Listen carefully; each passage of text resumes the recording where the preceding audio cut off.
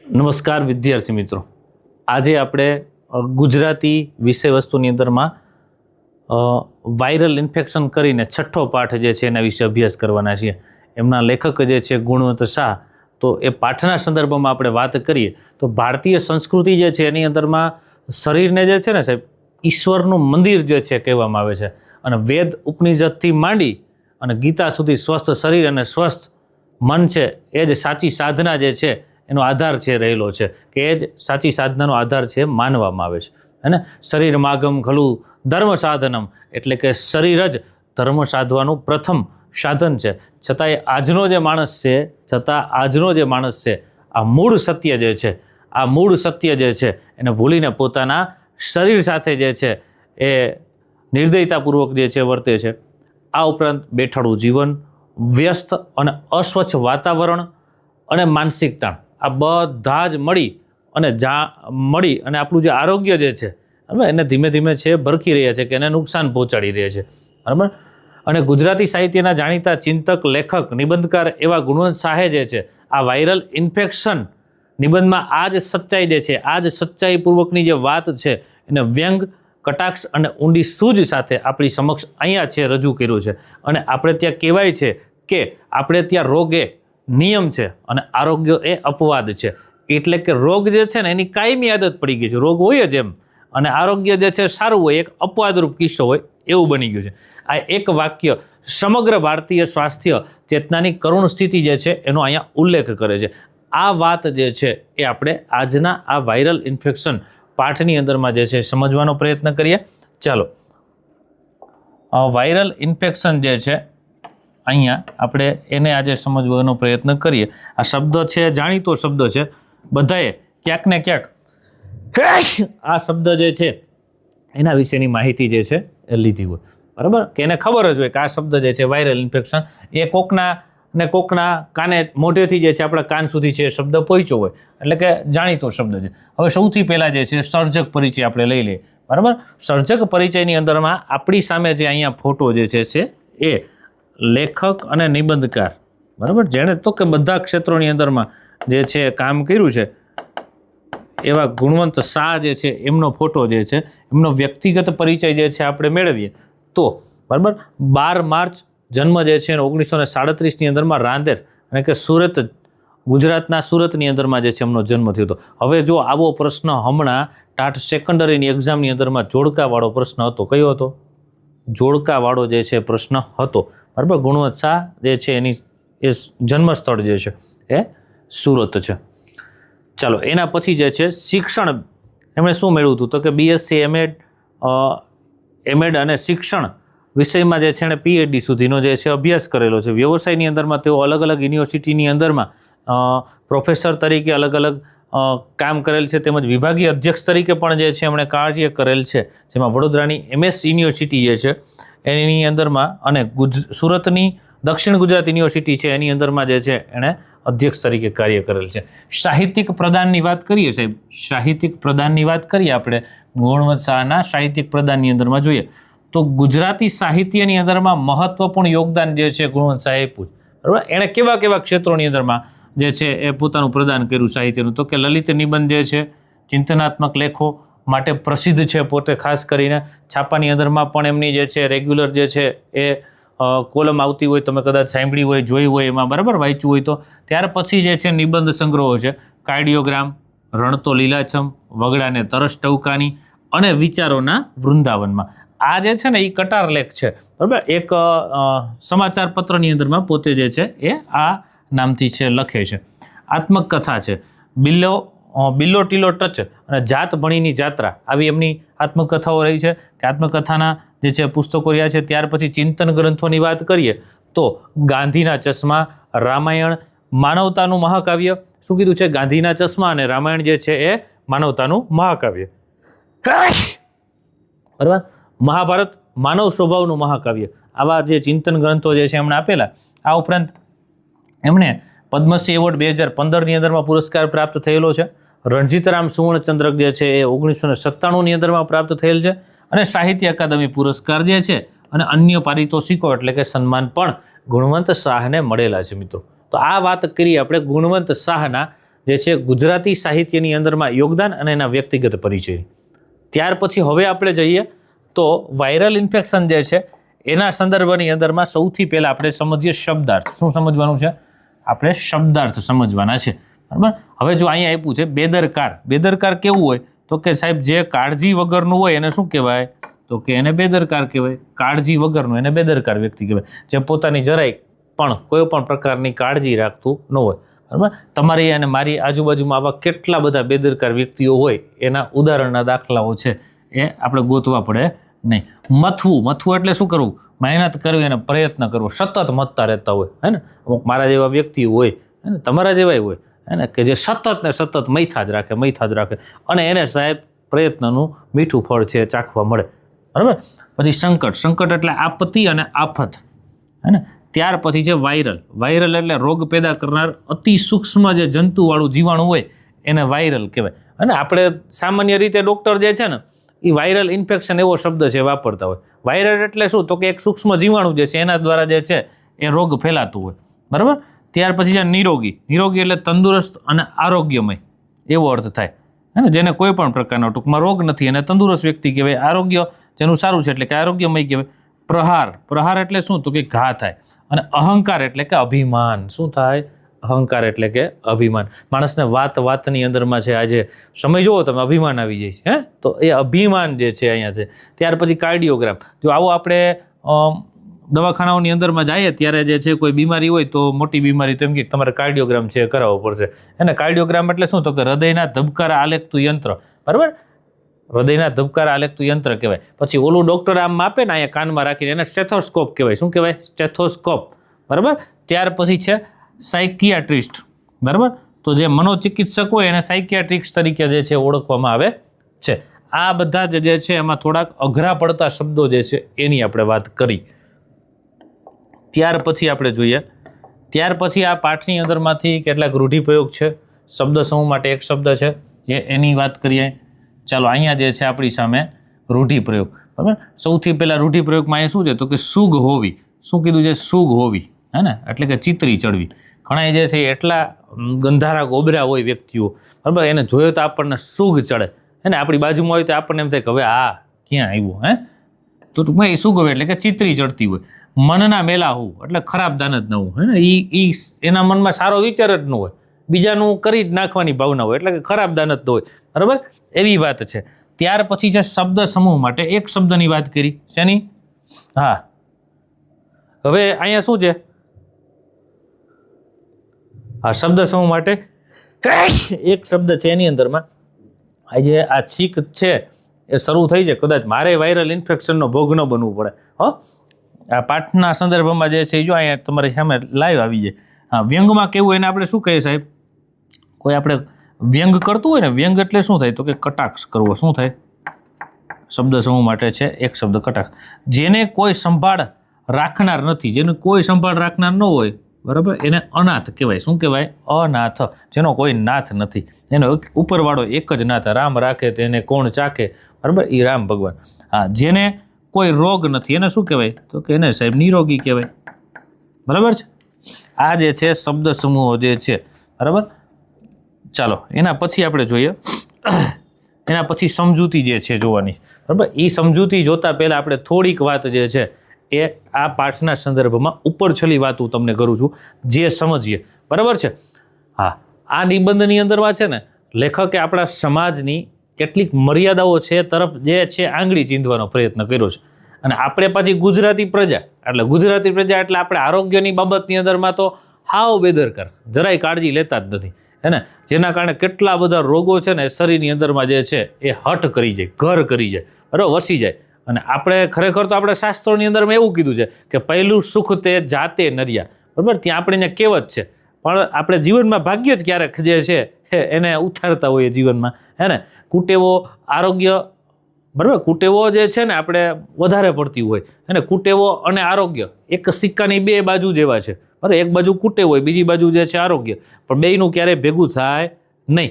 બરાબર છે. અહીં લેખક આપણું છે ને એવી બાબતો ઉપર આ ચેપ્ટરની અંદરમાં ધ્યાન દોરે છે મિત્રો કે ખાસ કરીને સફાઈનો મહિમા. બરાબર. કે સ્વચ્છતા જાળવો. અત્યારે આપણે જો સરકારે સ્વચ્છતા જાળવો ના બધી જગ્યાએ બેનરો લગાવે છે અને કેટલા બધા પ્રકારના પ્રયત્નો કરે છે કે સૂકો કચરો નાખવો, ભીનો કચરો અલગ રાખવો, અને પછી આપણે તો એવી પ્રજા બધું ભેગું કરીને જ દઈએ ને તોય, હે ને. તો ટૂંકમાં કહેવાનું શું છે કે ભાઈ સ્વચ્છતાનો મહિમા જે છે એ આપોઆપ જે છે એ વધશે અને આરોગ્યની અંદરમાં પણ જે છે ઓટોમેટિક સુધારો થતો જોવા મળશે. એ જ રીતે અહીંયા પાન, ગુટકા, સિગારેટ જેવા વ્યસનોની અંદરમાં આપણા સમાજની અંદરમાં લોકો ડૂબેલા છે, ગળાડૂબ છે. એમ તો ડૂબેલા છે એમ નહીં, પણ ગળાડૂબ છે એવું કહેવાય. શું કામ એવું કહેવાય ખબર? અને હજી તો ઓલા RMTS કે BRTS ને ઓલા રસ્તા ઉપર રેલિંગ હોય, સાફ કરીને ગયા હોય ત્યાં તો પિચકારી પાછી મારી દીધી હોય, ઓલો સાફ કરતો હોય ત્યાં તો વાહે બીજો પિચકારી મારતો હોય. અને આટલી ખરાબ આદતો જે છે આપણને, અને આપણે એટલા બધા એમાં ડૂબી ગયા છે કે એને મૂકી નથી શકતા, હે ને. એટલે માત્ર પ્રેમત્વ જે છે ને એ જીવનને સુંદર બનાવે. શું કરે છે? પ્રેમત્વ જે છે જીવનને સુંદર બનાવે છે. એક એવો સંદેશ જે છે આ નિબંધની અંદરમાં પડેલો છે, હે ને. એ પ્રેમત્વ એટલે આપણા શરીર માટેનું આપણને પ્રેમત્વ હોય, આપણા આરોગ્ય બાબતની આપણને ચિંતા હોય, હે ને. એના દ્વારા જે છે કેટલા બધા મહાનુભાવોના જે છે સંદર્ભો ટાંક્યા અને પછી અહીંયા જે છે લેખકે પોતાની વાતને આ નિબંધની અંદરમાં ધારદાર રીતે સમજાવવાનો પ્રયત્ન કર્યો છે અને જે પ્રજાકીય જાગૃતિનું એક ઉત્તમ કાર્ય છે, એક ઉત્તમ ઉદાહરણ જે છે બેસાડવાનો પ્રયત્ન કર્યો. હવે આ પાઠના આધારે જે છે આપણે અમુક મુદ્દાઓ જે છે મેં પાડ્યા છે, કારણ કે નિબંધ છે એટલે નિબંધ જે છે એના પોઈન્ટ પાડી અને તમને અહીંયા સમજાવવાનો પ્રયત્ન કર્યો છે મેં, બરાબર. સૌથી પહેલો પોઈન્ટ જે છે આપણે પડે ચેપ્ટરના આધારે જ આ પોઈન્ટ પાડેલા છે, બરાબર છે. એટલે તમે જોશો તો તમને આઈડિયા આવશે. સૌથી પહેલો પોઈન્ટ છે અહીંયા આરોગ્ય પ્રત્યે બેદરકારી. શું કીધું છે? હા, અહીંયા આરોગ્ય પ્રત્યે બેદરકારી એવું કીધું છે. આપણે કલર બદલીએ પહેલાં, આખી દુનિયા બદલે, આપણો શું વાક છે ને, રંગે રંગ, કેવો રંગ. હાલો, આરોગ્ય પ્રત્યે બેદરકારી, હે ને. કે ભાઈ એવું કહેવાય છે પાઠની શરૂઆતની અંદરમાં જ એવું કીધું કે ભાઈ ચીનની અંદરમાં દર્દી કોઈ માંદો પડે તો ડૉક્ટરને સજા થતી હતી, બરાબર. અને આ વિચાર એવો આડકતરો સંદેશ આપે છે કે કોઈ માંદો ન પડવું જોઈએ અને ડૉક્ટર જે છે એના માટે છે જવાબદાર છે, બરાબર છે. એટલે એક ચીનની અંદરમાં જે છે એ તમને ખબર હોય છે સેમ્યુઅલ બટલર નામના જે છે એક વ્યક્તિ થઈ ગયા, બરાબર. એને આવો જે છે આદેશ આપેલો કે ભાઈ ચીનમાં કોઈ વ્યક્તિ માંદો પડે દર્દી, બરાબર, તો જે છે એ ડૉક્ટરને છે સજા કરવામાં આવતી, બરાબર. પછી તમને કદાચ ખબર હોય તો બર્ટ્રાન્ડ રસેલે જે છે એક નિબંધની અંદરમાં પોતે આદર્શ સમાજની જે છે કલ્પના કરી. શેની? આદર્શ સમાજ જે છે એ કેવો હોય એની જે છે પોતે જે છે કલ્પના કરી કે ભાઈ કોઈનું શરીર ખોટકાય. શું કીધું છે? કોઈનું શરીર ખોટકાય તો જે છે કોઈની ગાડી ખોટકાય તો ગાડીનો માલિક જે છે એ શરમાય છે, બરાબર, થોડોક શરમાય છે. પણ અહીંયા તો આપણું શરીર ખોટવાય તોય આપણે જરાય શરમાતા નથી, બરાબર. એટલે એક આદર્શ સમાજની જે છે વાત કરી. અહીંયા આડકતરો આપણને સંદેશ આપે છે કે આપણે જે છે આપણા આરોગ્યનું જે છે ધ્યાન ખરેખર રાખવું જોઈએ. માણસ પોતાના શરીર સાથે કેવી રીતે વર્તે છે? તો કે એકદમ નિર્દયતાપૂર્વક વર્તે. અને નિર્દયતાપૂર્વક વર્તે એટલે જ્યારે એને મજા આવે ને, જેટલી મજા આવે એ પ્રમાણે આડે ધડ ખાધા રાખે, હે ને. કીધું છે ને બેઠાડું પણ, હે ને. એક જગ્યાએ બેસીને આપણે જાણે સાધના કરતા હોય એવી રીતે એક જાણે બેઠા જ રહે એક જગ્યાએ, હે ને. હલનચલન છે, કસરત જે છે કરવાની આદતો આપણને ન હોય, કયા સમયે કયો ખોરાક લેવો. હવે અત્યારે તો જંક ફૂડ જ વિદ્યાર્થીઓ એટલા ખાય છે, બાળકો, હે ને. અને નાના મોટા બધા જ. આમ તો બાળકોનો બિચારાનો કે વાક દેવો આપણે, હે ને. એ જંક ફૂડોના કારણે શું થાય તો કે આપણા શરીર સાથે જે છે કરવામાં આવેલી એક પ્રકારની નિર્દયતા છે અને એના કારણે નજીકના સમયમાં જે છે જે તે વ્યક્તિ જે છે એ બીમાર પડે કે એનું આરોગ્ય જે છે એ બગડતું હોય છે, બરાબર. એટલે કે પાછી આપણને કેવી આદતો છે તો કે બેઠાડું જીવન, ગમે ત્યારે ગમે તે ખાવું, આ બધું જ છે એ શું કરે છે તો કે રોગો જે છે એને ઇન્વિટેશન આપે છે, એટલે એને આમંત્રણ આપે છે કે આવો ભાઈ આવો, હે ને. અને હૃદય રોગ જે છે વર્ષોની બેદરકારીનું પરિણામ છે. આપણે એમ કે ફલાણા ભાઈને હૃદય રોગ છે, એનો અચાનક છે હુમલો આવી ગયો, હે ને. શું કામ એવું થાય તો કે કેટલા વર્ષો સુધી ગમે એ રીતે પોતાના શરીર સાથે વર્તા હોય પણ એની અંદરમાં જે છે એને શરીરને જે છે સારી રીતે જે છે રાખવા માટે એને ધ્યાન ન આપ્યું, એટલે હૃદય રોગનો જે હુમલો જે છે ને એ કેટલા બધા વર્ષોની બેદરકારી હોય ને પછી આવે, બરાબર. એટલે પહેલેથી જ છે એ સાવચેત રહેવું જોઈએ સાહેબ, બરાબર, આરોગ્ય બાબતે. એવું ગુણવત્તા આપણને કહે છે. ત્યાર પછી જે છે બીજી વાત કરી ડૉક્ટરો અને હોસ્પિટલ, હે ને. આપણે ત્યાં ખાલી એવું નથી કે ભાઈ દર્દી જે છે એનો જ વાક છે, પછી ડૉક્ટર અને હોસ્પિટલ એવી બધી ઉભરાઈ છે અને આપણે ત્યાં દવા લેવા જાય ગમે મન ફાવે, હે ને, ખાઈને કંઈ ઋતુઓનું ધ્યાન ન રાખીએ, હે ને. પછી વાયરલ ઇન્ફેક્શન એ ડૉક્ટરનો અણઉકેલ્યો જવાબ છે. આપણે એની પાસે જઈએ એટલે ડૉક્ટરને કાંઈ હુજ ન પડે કે આને શું છે, કેવા પ્રકારની બીમારી છે. એટલે ડૉક્ટર આપણને શું કહે કે ભાઈ કાંઈ છે નહીં, ખાલી વાયરલ ઇન્ફેક્શન છે, હે ને. ઓલા સૂક્ષ્મ જીવાણુ હોય ને એ એક્ટિવ થયા હોય એટલે કાંઈ ખબર ન પડે ડૉક્ટરને કે આમાં શું છે આ ભાઈને, એટલે એમ કહી દે કે વાયરલ ઇન્ફેક્શન છે. એટલે આ ડૉક્ટરનો અણઉકેલ્યો જવાબ છે, એને કાંઈ ખબર ન પડે એટલે એવું કહી દે. સાચી વ્યવસ્થા શું હોવી જોઈએ ખરેખર? તો કે ભાઈ રોગ ન હોય ત્યારે ડૉક્ટર પાસે જઈને તપાસ કરાવવી જોઈએ, જે આપણે કોઈ દી નથી કરાવતા, ક્યારેય નથી કરાવતા. હે ને, સાચી વ્યવસ્થા ખરેખર એ હોવી જોઈએ ને. હે ને, રોગ ન હોય ત્યારે ડૉક્ટરો પાસે જઈને આપણે તપાસ કરાવવી જોઈએ. આપણે એમાં રસ જ નહીં ને સાહેબ. હે ને, આપણે તો જ્યારે બીમાર પડીએ ને સાહેબ ત્યારે જ દવાખાને જઈએ. સાચું ખોટું? સાચું. હે, એટલે સાચી વ્યવસ્થા રોગ ન હોય ત્યારે ડૉક્ટર પાસે તપાસ કરાવવી જોઈએ.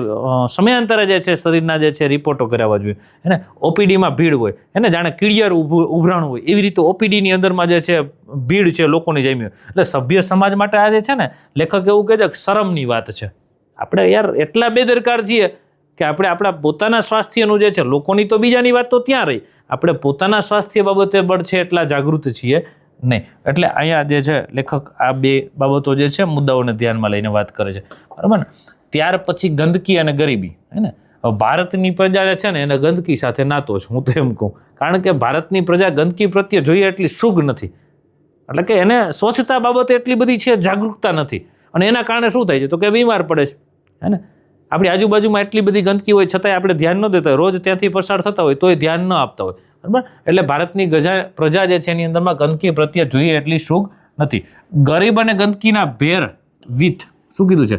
ગરીબી અને ગંદકીના ભેરવિથ સ્વભાવને કારણે હોસ્પિટલોમાં છે ભીડ જોવા મળે છે. ભેરવિથ એટલે આ બધું ભેરાઈ ગયું. આપણે શું કહીએ, ગરીબી અને ગંદકી એના બેના કારણે જે છે બધું ભેરાઈ ગયું છે. એના કારણે જે છે શું થાય તો કે હોસ્પિટલોની અંદરમાં છે ભીડ જોવા મળે. શું કામ જોવા મળે તો કે સાહેબ એક તો આપણી પાસે ગરીબી છે એટલે કે પૈસા નથી સાહેબ, એટલા.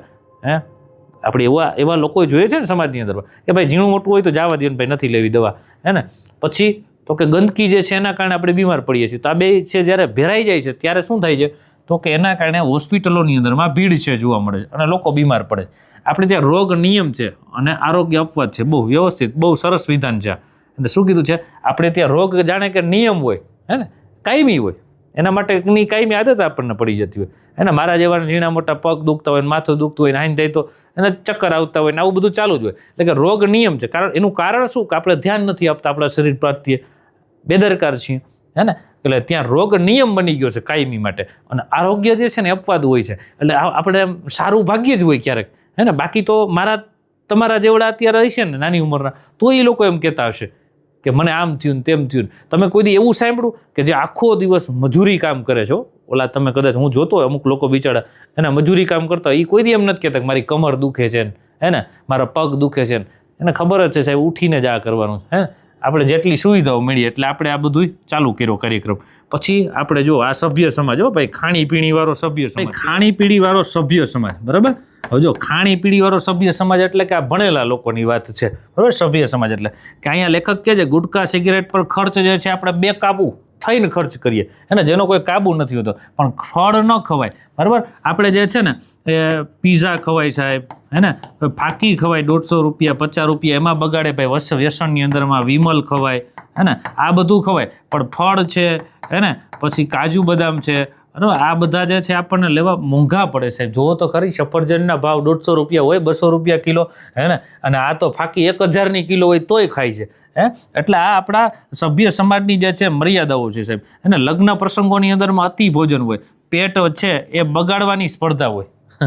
હે ને, પેટ બગાડવાની સ્પર્ધા એટલે શું તો કે કોકના લગ્ન પ્રસંગની અંદરમાં ગયા હોય તો લિમિટ બહારનું ખાય, હે ને, એની કેપેસિટીનું હોય, હે ને, પછી એટલું ખાય પછી પોતે બીમાર પડે. હે ને, આખી આ પેટની વ્યવસ્થા બગડી જાય મારા વાલા. હે ને, એટલે બીમાર પડે. હા, એટલે લગ્ન પ્રસંગોની અંદરમાં અતિ ભોજન છે કરી લેતા હોય અને પેટ બગાડવાની એ સ્પર્ધા છે સાહેબ, પછી માંદા પડે. હે ને, સ્વનિયંત્રણ વગર ખાવું પીવું જીવે જ જવું. હે ને, કોઈ પણ પ્રકારનું પોતાના શરીર ઉપર છે નિયંત્રણ ન હોય અને આડે ધડ ખાધા રાખે, પીધા રાખે, અને પછી જ્યારે શરીર એનું પ્રતિકાર કરે, બરાબર, ત્યારે પછી હોસ્પિટલમાં જવાનો વારો આવે ભાઈ. આ વાત છે, બરાબર. ચાલો આગળ જોઈએ. પછી મન અને આરોગ્ય, બરાબર. શું કીધું છે? મન અને આરોગ્ય. મનની સ્વસ્થતા શરીરને સીધી અસર કરે. શું કહે છે લેખક અહીંયા કે ભાઈ મનની સ્વસ્થતા જે છે ડાયરેક્ટ શરીર સાથે જે છે અસર કરે. આપણું જે છે શરીર જે છે, બરાબર, એના ઉપર છે. મન જેનું ઢીલું હોય, નબળું હોય, એ લોકો જે છે વધારે માંદા, સરળતાથી વહેલા બહુ છે માંદા પડતા હોય, બીમાર પડતા હોય, બરાબર. પછી ઈર્ષા છે, એસિડિટી છે, તાણ છે, બ્લડ પ્રેશર, ચિંતા, અલ્સર, બરાબર. આ બધું જ જે છે ફ્રી ઓફ આવે, ગિફ્ટ આવે આપણને. શું છે? આને ફ્રી ઓફ ગિફ્ટ કહેવાય. બરાબર. કે આ બધી જ વસ્તુ જે છે એ મનની સ્વસ્થતા ન હોય તો એના કારણે શરીર જે છે નબળું પડે. શરીરની અંદરમાં આવા પ્રકારની બધી બાબતો આવે. એને કોઈકની ઈર્ષા કરીએ તો એસિડિટી, તાણ, બ્લડ પ્રેશર, ચિંતા, અલ્સર. ચિંતાના કારણે જે છે તાણના કારણે બ્લડ પ્રેશર થાય, ચિંતાના કારણે અલ્સર એટલે કે ચાંદા પડે. આવું બધું છે થતું હોય.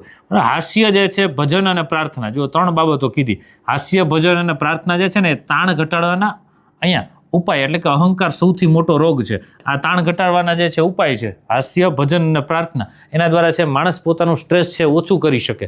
અને આગળ શું કીધું તો કે અહંકાર જે છે સૌથી મોટો રોગ છે. હે ને? આપણે ત્યાં છે ને આમ તો કીધું છે અભિમાન જે છે એની વાત કરી છે કે ભાઈ અભિમાનના 7 પ્રકારો છે. આમાં કોઈ એમ કહે ને કે સાહેબ મને તો કોઈ પણ પ્રકારનો અભિમાન નથી, એ છેલ્લો મોટામાં મોટો પ્રકાર એ છે અભિમાનનો. બરાબર. એટલે એ વસ્તુ છે ભાઈ, અહીંયા અહંકાર સૌથી મોટો રોગ છે. હે ને? આપણે કોઈના બાપની વાત માનીએ નહીં, પાછા પડીએ જ નહીં ને. ત્યાર પછી પ્રેમ સૌથી મોટી દવા છે. જોઈ લ્યો, પ્રેમ જે શું કીધું સૌથી મોટી દવા. સ્નેહ અને પ્રેમ શ્રેષ્ઠ ઉપચાર છે. કેવો છે? સારામાં સારો ઉપચાર કોઈ હોય તો સ્નેહ એટલે કે લાગણી અને પ્રેમ જે છે એ સારામાં સારો ઉપચાર છે. એનાથી કોઈ પણ વ્યક્તિ ગમે એવો બીમાર હોય ને તો એ ઘણીવાર આપણે જે છે એ સાજા થઈ જતા હોય છે. બરાબર. ભર્યો પ્રેમાળ પરિવાર, હસી ખુશીથી રહેતો હોય આખો પ્રેમાળ પરિવાર, તો એના કારણે એના તન મનના આરોગ્યની જે છે પૂર્વ શરત છે. બરાબર. તો એનું તન અને મન જે છે ખૂબ સારી રીતે પ્રફુલ્લિત રહે તો એ બીમાર ઓછા પડતા હોય છે. જીવન વીમો જરૂરી છે પણ જીવનની અંદરમાં શ્રદ્ધા પણ વધારે જરૂરી છે. બહુ મસ્ત વાત કરી લેખકે કે જીવન વીમો જરૂરી છે, બરાબર છે, પણ યાર તમને તમારા જીવનની અંદરમાં શ્રદ્ધા પણ હોવી જોઈએ ને. હે ને? એ પણ છે એટલી જરૂરી છે કે ભાઈ મારું શરીર જે છે તો મારે આટલી એની કાળજી રાખવાની. હે ને? મારે આ રીતે જીવવું જોઈએ. અને મને મારા શરીરની અંદરમાં છે કંઈ પણ બીમારી આવે મને જ ગમે નહીં ભાઈ. અને આવે જ શું કામ? એવા પ્રયત્ન જ કરીએ કે આપણે જે છે બીમાર પડીએ નહીં સાહેબ. હે ને? એટલે કે જીવનની અંદરમાં સાહેબ શ્રદ્ધા વધારે હોવી જરૂરી છે. મૂળ વાત કરીએ ને આખા આ પાઠની અંદરમાં આપણે સાર વાત કરીએ. બરાબર. તો સારની વાત કરીએ, મૂળ વાત અહીં છે કે ભાઈ માંદા પડવાનું આપણે માની લઈએ તેટલું સહેલું નથી હોતું. સાચી વાત છે ને? માંદા પડવાનું આપણે જેટલું માની લઈએ ને એટલું સહેલું નથી હોતું. કારણ કે એના માટે આપણે કેટલા બધા પ્રકારના કામ કર્યા હોય. એવા શરીરનું ધ્યાન ન રાખ્યું હોય, સ્વચ્છતા ન રાખવી હોય, બેદરકારી દાખવી હોય, હે ને? એના કારણે મન ભાવે ખોરાક લીધો હોય, તો એના કારણે શું થાય છે તો કે આપણું આરોગ્ય જે છે એ બગડે છે. એટલે એવું કહ્યું છે કે માંદા પડવાનું આપણે માનીએ એટલું સહેલું નથી. એના માટે તમે ઘણું બધું કર્યું છે એટલે માંદા પડ્યા છો.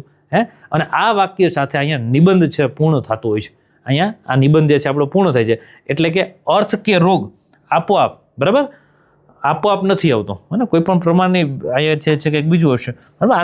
આનો અર્થ એવો થાય છે, બરાબર, આ વિધાનના આધારે કે ભાઈ રોગ આપોઆપ આવતો નથી. આપણે જેને છે નોતરીએ છીએ કે આપણે જેને જે છે ઇન્વાઇટ કરીએ છીએ કે આય ભાઈ આય. અને કેવી રીતે આવે ભાઈ? તો કે આ બધા જ પ્રકારની આપણી બેદરકારી ન રાખી હોય શરીર માટે ત્યાંથી આવે. આ શેમાંથી લેવામાં આવ્યો છે આ પાઠ? તો કે મરો ત્યાં સુધી જીવો. બરાબર. એમાંથી લેવામાં આવ્યા છે. અને આના સર્જક છે ગુણવંત શાહ. હવે બીજી વાત હું તમને કરું મિત્રો, આ આખા પાઠના સાર રૂપે મેં તમને વિગત સમજાવી. આપણે પાઠની લીટી સમજાવવા જઈએ તો ભેગું થાય નહીં, પણ મેં એના આધારે જે છે તમને સાર રૂપ આખી બાબત સમજાવી જે તમને વધારે યાદ રહી જશે. અને તમારે તમારા આજે તમારી પાસે પાઠ્યપુસ્તક છે ચેપ્ટરની અંદરમાંથી આખો નિબંધ જે છે આ એકવાર વાંચી લેવાનો છે. બરાબર છે. આ બધી બાબતો મુદ્દા છે ને તમને પ્રશ્ન લખવાની અંદરમાં વર્ણનાત્મકની અંદરમાં કામ લાગશે ભાઈ. હવે મારે તમને આ ચેપ્ટરની અંદરમાંથી કેવા પ્રશ્નો પૂછાઈ શકે? તો કે સાહેબ 2-3 વાક્યના પ્રશ્નો પૂછાઈ શકે. શું કીધું છે? 2-3 વાક્યના જે પ્રશ્નો છે એ પૂછાઈ શકે. કેવા પ્રશ્નો પૂછાય 2-3 વાક્યના? હે ને? તો ચાલો એ તમને ટીક માર્ક કરી દઉં. બરાબર.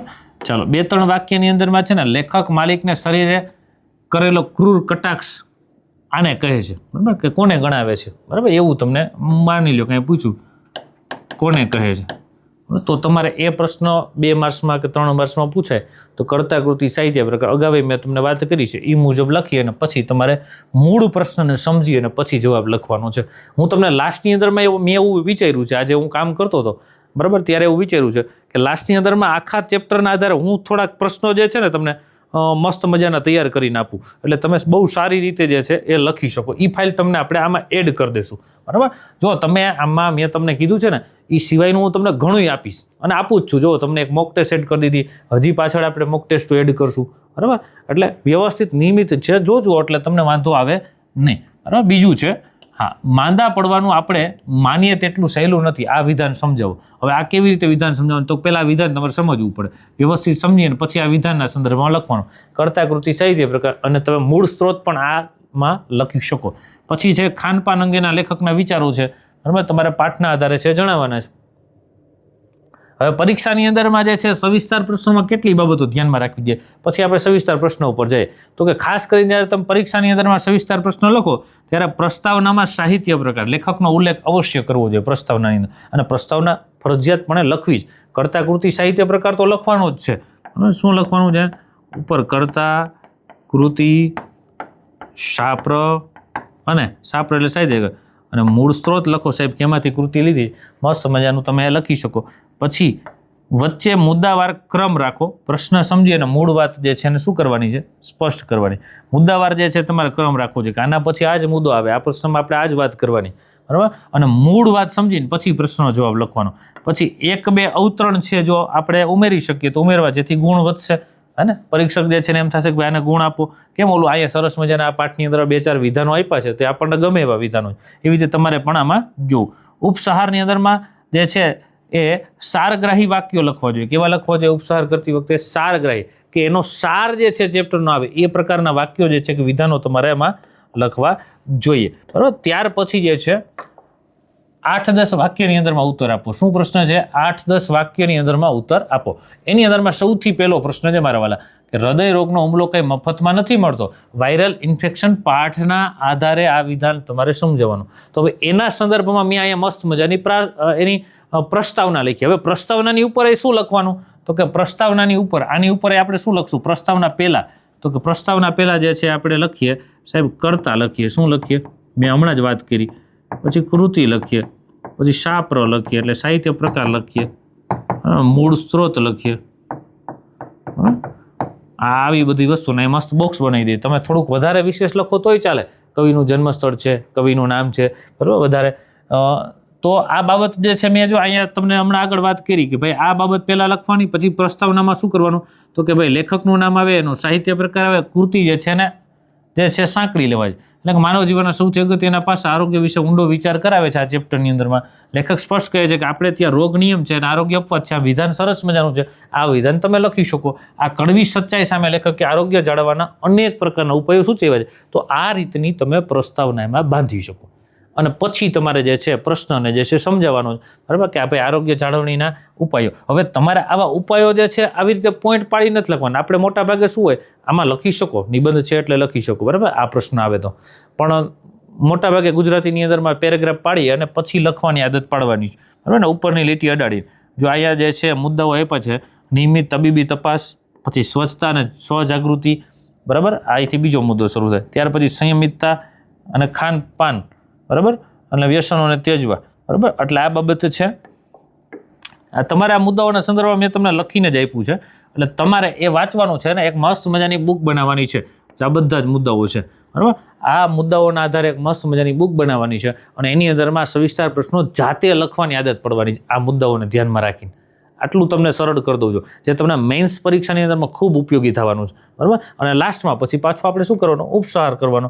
ઉપસારની અંદરમાં ગુણોત્સાહ નિબંધ દ્વારા સ્પષ્ટ સૂચવે છે કે આરોગ્ય ઈશ્વરની ભેટ નથી, પરંતુ સ્વજાગૃતિ, સ્વનિયંત્રણ અને સ્વપ્રેમનું આપણને મળેલું પ્રતિફળ છે.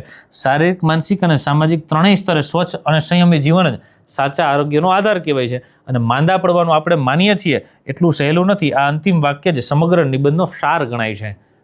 તો આ રીતે મિત્રો તમે મસ્ત મજાનો સવિસ્તાર પ્રશ્ન લખી શકો. પ્રશ્ન ખાસ તમને આ કોર્સની અંદરમાં પ્રશ્ન કેમ લખવા એ બહુ મોટો ફાયદો થશે, કારણ કે હું તમને અહીંયા એ કમ્પ્લીટ કરીને આપું છું. તમારે એના આધારે પ્રશ્ન જે છે એ લખતા શીખવાનું છે, બરાબર છે.